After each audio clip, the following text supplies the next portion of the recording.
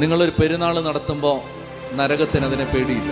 നിങ്ങളൊരു ഉത്സവത്തിൽ പങ്കെടുക്കുമ്പോൾ നരകത്തിനെതിരെ പേടിയില്ല. നിങ്ങൾ വലിയൊരു കൊടിമരം പണിതാലൊന്നും നരകത്തിന് പേടിയൊന്നുമില്ല. നിങ്ങൾ എന്തെല്ലാം ഈ ലോകത്തിൻ്റെ മേളം നടത്തിയാലും നരകത്തിനൊരു പേടിയില്ല. നിങ്ങളൊരു പായ വിരിച്ച് മുട്ടുകുത്തിയാൽ നരകം വിറയ്ക്കാൻ തുടങ്ങും. ഒരു വ്യക്തി പ്രാർത്ഥിച്ച് മുട്ടേ നിൽക്കാൻ തുടങ്ങിയാൽ അവിടെ നരക കവാടങ്ങൾ ഇളകും. അവിടെ സാത്താൻ്റെ ആധിപത്യം തകരും.